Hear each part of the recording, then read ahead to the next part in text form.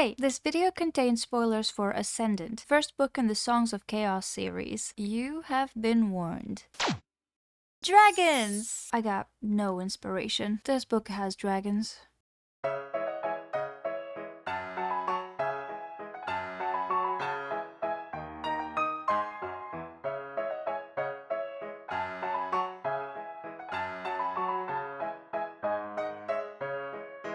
Ascendant is the first installment in the Songs of Chaos series, where you don't even know what's the most chaotic, the dragons, the humans, or the bugs. Don't question that last one too much. For now, let's just get excited about the dragons. With the amount of fantasy media I consume, I'm surprised I don't see these mighty creatures more often. The last time I read a whole series featuring dragons was in high school, 10 years ago, when I picked up the Rainwild Chronicles by Robin Hobb. I guess you need to get out of your way to find them? This time, the book found me instead. So hop on the back of your private dragon jet and let's fly over this chaos we were promised. The book opens on some intense grocery shopping. Fantasy or not, we're not escaping that, are we? But this isn't just an emergency ice cream haul. We are in charge of a feast. A huge one. Superstars are coming to town and their dragons have a bit of a refined palate. So Holt Cook goes from shop to get what's needed, and he stumbles upon the local blacksmith, who's very grumpy because he has to pay taxes. Me and you both, sir. My sympathy ends here, however, because he's straight up very mean to Holt. He addresses him condescendingly, calls him pot boy. Pot boy? Really? Should I call myself pot girl? I brew coffee for a living. Different kind of pot, but a pot nonetheless. And I scrub them too. Yep, that's it. I'm taking this personally. Get out of here, Mr. Smith the blacksmith with literally the most common last name in the world. Holt's a better person than me. He just goes on with his day. He is just in too good a mood for it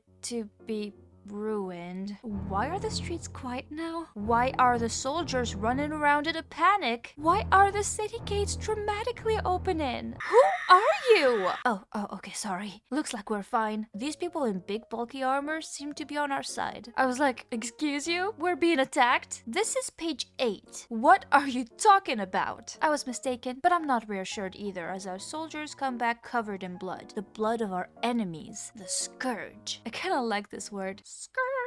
But what is the Scourge? In short, bugs. Big, giant bugs. Jeju Island, anyone? I hate bugs. I'm sorry, you're cute and all, but please be essential to the ecosystem far away from me. These specific ones are also way too big. They would see me as a bug, and I don't appreciate it. Anyway, we have much greater worries right now. We have to cook dinner. Off to the kitchen we go, where the master chef is our dad. Lucky, right? I would love for my dad to be a talented royal cook. I would also love for my dad to be alive. Holt is still too young to be an apprentice, so although he himself is quite skilled at cooking, he mostly washes a mountain of dishes every day. I don't blame him for dreaming of more. Can you? Daddy Cook sure can! This naturally leads to an argument. Why should Holt stay here forever when he could be and do literally anything else? Dad tells him he has to accept his place in life. Some are destined to ride on the backs of dragons, and some are fated to scrub pots in a kitchen. This discourse reminds me of my last day in high school. My friends and I went to share the good news of our graduation and say goodbye. This is Algeria. There is no graduation ceremony, no pats on the back. Hell, our own teacher didn't even show up. The only person there to meet us was this hall monitor lady. I don't know how it works in the US or other countries, but in mine, they're grown disgruntled adults that hate life and wish misery to all beings as they watch you like a hawk during recess. This lady, 7 years later, I still wonder why, she hated my guts. So when she saw me and other kids comforting our crying friend because her dream of becoming a dentist just about slipped between her fingers, she approached us and literally went, "Aw, you should know better. You should know not to have dreams." That about broke my heart. I kid you not. I physically felt something break inside of me. Was I being oversensitive? Am I oversensitive now in saying that is an awful thing to say to a child? Get out of here, evil lady. Jail! Whew,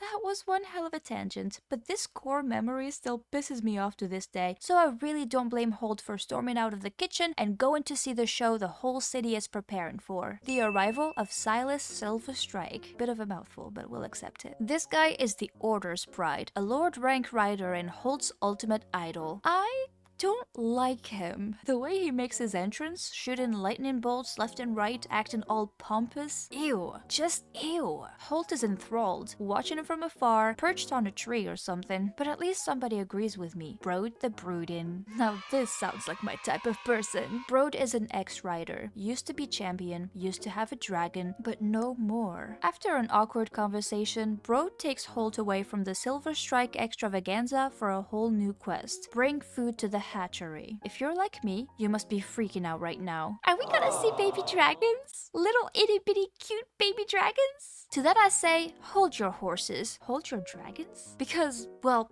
there's a catch. Once a servant, always a servant. Holt brings 150 pounds of perfectly seasoned meat to the hatchery, where Brode waits for him, as well as the one dragon known as the matriarch. We witness what is called the choosing ceremony, where mommy dragon sniffs around her eggs and decides which ones are worthy of life. Yeah, not all of them get to survive. In fact, she already has a pile of rejects and she's about to add another one to it. This shocks Holt quite a bit. Brode takes this chance to teach Holt a lesson about a rider's life. Yes, you get all the glory on top of looking super cool next to your personal dragon, but it also comes with challenges, some of which are difficult and even cruel, such as seeing hatchlings get rejected and having to be thrown away in the sea. Okay, got it. Lesson learned. Can we go back to our kitchen now? Wait, what do you mean we've gotta move to practice? Brode just gave an egg to Holt and asked him to throw it away. Wow.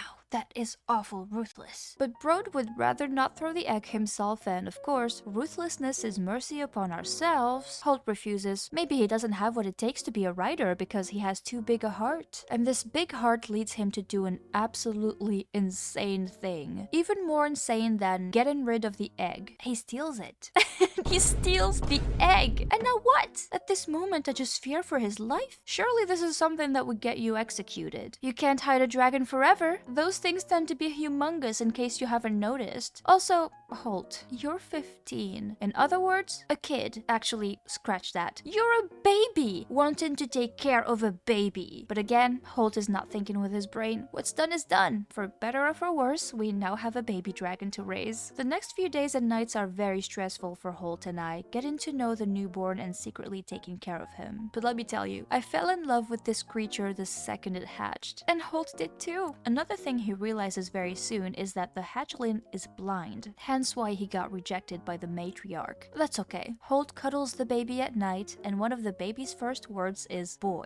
In exchange, Holt names the dragon Ash. Boy and Ash. These two are already so cute, they awaken a maternal instinct in me that I didn't know I had. If anything happens to them, I will go on a rampage. 2 seconds later. I just noticed the titles of these chapters. Shit's about to go down, isn't it? Middle of the night. Bells are ringing and voices are rising, and for once it's not all in my head. Holt is just about to go check on Ash when the city becomes on high alert. Something is approaching. It goes... and... yeah, the scourge is here, as well as the literal disease they bring. It's fine though, I'm sure of it. After all, we do have the best rider ever in town. What do you mean? He's siding with the scourge? Ugh, I was right not to trust him. Silas Silver kissed my ass. Holt is going through a major crisis right now. His dad disappears in the crowd of fleeing people. His baby is helpless somewhere in the chaos, and his idol is revealed to be a bad guy. What's a kid like him to do? Hide. Excellent idea. No sarcasm intended. Holt and Ash hide until it's safer outside. As safe as a destroyed town can be, but we're no longer alone. We get scooped up by Brode the Brooding, Princess Talia herself, and her dragon Pyra. All three of them chastise us for having an illegal hatchling. But what are they gonna do? Make us feel bad? We already do. Next! The party gets to the next town, where refugees are refuge, but also kinda not, because they're left outside the walls of the city? Perhaps reasonably so. A little girl among them is afflicted with the blight, a scourge disease that basically turns you into a ghoul, which is almost never fun. And the victim here is the blacksmith's daughter. Mean guy from the beginning, that one, he's about to like us a lot. One thing I didn't mention is that there are different types of dragons. Pyra, for instance, is a fire dragon. As for Ash, we don't know. So far, he doesn't seem to fit any category category, and no category seems to fit him because this special cookie manages to heal the girl. With Holt's help, they get rid of the blight entirely, and she's healthy again. Do you understand what this means? It's nothing short of a miracle, and among all the oohs and ahs, you realize our duo is precious in more ways than one. But wait, aren't we forgetting something? Oh yeah. Our dad. We're never seeing him again, huh? Alive, that is. Although Holt already paid the dead parent fee that comes with being a fantasy protagonist, so father might just make it. Might. Anyway, we still have to look for him and we still have bugs to squish, so off we go to the next town where we get into our very first battle. Oh no! Need I remind you we can barely hold a sword? Holt is a cook. Ash was just born. You think they can survive against a giant praying mantis? Yes, they do actually. I'll make it sound easy, but Talia does most of the work and they at least have the decency to almost die before managing to strike the final blow, so, you know, I'm not even mad. Good job, boy. Good job, Hatchelin. E for effort to the both of you. Talia, however, is not very happy. As she, Brode, Holt, and Ash make their way to the capital through the woods, tension starts rising within the group. Mostly Pyra hated on Ash for being blind and disgracing their ancestors, which is not his fault, and Talia hated on Holt for progressing too fast as a writer, which is not his fault. See, she had to shed blood, sweat, and tears to reach her current rank of Ascendant, and Holt's powering through it all as if it were nothing. And it's been, what, 2 weeks since he stole that egg? I can see why she would be jealous. But it's unfair to be mad at Holt for having a special bond with Ash. So, although I recognize her reaction to be just human, I was super prepared to dislike her. But then, she admitted to being jealous. She actually showed emotion and was honest and shared her feelings and even started helping Holt and his dragon getting better. And I was like, oh, it was so easy for you to just resort to being two-dimensional, young lady, and yet you didn't. A for actually decent human, princess. Anyway, did I mention the name of the woods we're walking through right now? The Withering Woods. Don't need a dragon smell to know they should have turned around the second they saw the sign. I'm joking. There was no sign. Now these woods are thick and dark and mostly dead. They're withering because they're stricken with the blight. Can there be disease transmission from tree to human? You know what? We have no time for science. Something is approaching. Many things, in fact, and here's a PowerPoint of our ridiculous encounters. Nebo the messenger. He brings Talia a top-secret letter from her brother, the king. It seems he uncovered a large-scale conspiracy and he got murdered for it. How dare you do this to me? I came here to forget about politics. The cloak cultists. These are a bunch of clowns, I swear. They attack the riders because they enslave their dragons, but then don't hesitate to kill said dragons for defending their humans? Get out of here. Silas freaking Silver Strike. Thunder can be heard in the distance. No, scratch that. Thunder can be heard right above our heads because Mr. Lightning is standing right in our faces. It was just a matter of time. I probably sound jaded right now. Blame adult life for this one, but I was genuinely scared for our kids reading this. Even my own little dragon was worried. Let me warn you, this encounter is not pleasant. Silas kills Brode. Brode the Grump, our substitute father. That Brode burns him to a crisp, tosses him away right in front of our eyes. Nobody else dies, only because somebody intervenes. Rake the Soul Cursed. This guy, who's this guy exactly? Does it matter? Cause I already like him. He's given off Hoyt vibes. Rake just made Silas run away with his bolt between his legs, so I guess he's our friend now. I should probably mention he's not 100% human. More like half human, half dragon. I have questions. Especially since he's associated with the green dragons. They're a free wild flight. At their head, the Life Elder, and they refuse to help us. That's it. Okay, not quite. They may or may not be able to bring Brode back to life. That's it. What a doozy. Good things come out of this circus though. We now know Ash's dragon type. He's a lunar dragon. First of his kind too. My favorite thing he does is this lunar blast. He goes "Rawr," like a loud baby Godzilla. "Rawr." As for the enemy, both Silas and the cult seem to be following this The sovereign guy? I bet it's a dragon. An unhinged one. Good luck to our 15-year-olds now. It's time to save the world or something. After traumatizing near-death experiences that propel Holt to the rank of Ascendant, him and Talia make it to Sedastra, where her uncle, the new king, greets them. My betrayal radar, also known as trust issues, immediately starts acting up. I don't like this uncle guy. I don't even like my real uncles. Let's forget about him for now. We're still looking for our dad, remember? The people from our town are, you know, quarantined on an island and left to die. But at least we find our father among them. And guess what? Go on, I'll give you a second. Guess what? Our father is perfectly fine! Just kidding, he's dying. Just kidding, he's dead now. I cannot imagine seeing this happen in front of my own two eyes and still getting up to heal people and keep fighting. But to Holt's credit, he is not me. Meanwhile, Talia is looking for the evidence that her brother's letter hinted at. Somewhat of a treasure hunt, and the hunt to the treasure leads our girl to a ghost orb. Yeah, you know, a ghost orb? That totally normal thing we all have? Fine, I'll explain. It's a device that contains memories, and in this case, those of the ex-king. Guess who killed him? His brother, our uncle. Didn't I tell you? This is the evidence we need. Meanwhile, Holt is getting arrested. Deadass, as the kids say. But why? Because our dearest uncle suddenly decided that Holt is a fraudulent writer. Which he is, but guys, is this really the appropriate time? Let me remind you, we're having a trial in the middle of a bug apocalypse. Surely you got more brain cells than that. Princess Talia storms in, thank goodness. Uncle, you are the imposter. She lets the ghost orb expose his crimes. Dude's really been caught in 4K. Everybody in the audience lets out a gasp, but they ain't seen nothing. Uncle's eyes go dark. His voice goes deeper. Is getting possessed. Invasive much, Sovereign? You heard me. The final boss is in the place. Kinda. Now, several things happen at once. The sentence comes up at least twice in the book, a hilarious heads up. Brace yourself, little reader. Shit's about to go down and we wouldn't want you to trip and get hurt, okay? Possessed uncle whips out axes. Talia shoots fireballs. The dragons roar. The scourge wreaks havoc. People die. Possessed uncle drops a theatrical line. The scourge shall fulfill its purpose, and then hops on a scourge-risen dragon and they fly away. Pardon? If that zombie dragon was the Sovereign just now, I'ma need him to come back and explain himself. One other thing I don't understand is why his followers drink dragon blood. They get stronger doing so, and I can't help wondering, is this how Rake came to be? But of course, we don't have time for such mysteries. What we do have time for is war. Super Bowl halftime, anytime is wartime.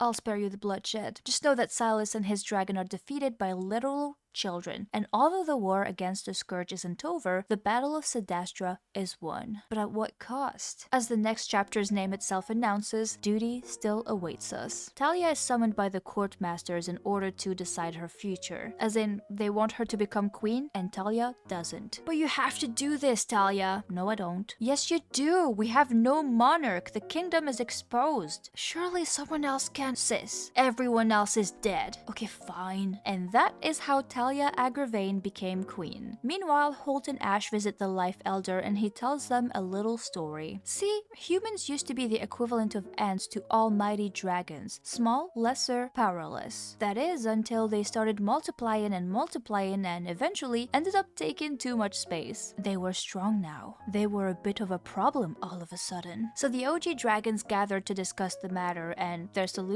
Created a force that would take care of the issue. The Scourge. Ooh, you done goofed, Grandpa Dragon. You done goofed. Now we have to find the rest of the OG dragons so they can gather again and shake hands and, I don't know, figure it out maybe, hopefully. Goodbye, Pop Boy. Goodbye, Princess. Alas, there is still much to do out there. This was a packed first book. It is obviously heavily summarized in this review. There is way more nuance to the characters and the progression of events. The writing is enjoyable, the style makes you breeze through it. I will say, I find this book to be tropey in a way, but it's not the kind of tropey that'll make you roll your eyes. It's cozy, it feels like home. It uses fantasy codes to reshape them and build a thing of its own. Is it perfect? Perhaps not, but there is a very human side to it that I find oh so refreshing. It might sound cheesy, cheesy, but I love reading about characters that bond in such a natural way. I suspect it's because this is something I've craved my whole life, but regardless, I find it beautiful and I really like how the various relationships in this book are developed, especially after the plethora of, say, insta-loves I've read before. Speaking of, I am so glad there is no romance here. So far at least. Love is beautiful, but you know what else is beautiful? Friendship. I fully expected Princess Talia and Commoner Holt to smooch by the end of the book, but instead, they learned to know each other platonically. So far. I want to see more of this in stories. I will end on this video on a very ominous note. What is that on Holt's eyes? I don't know if it's just a questionable fashion choice, or if it's a sign of something terrible to come. In the meantime, don't throw away any eggs, I guess. Eat them instead.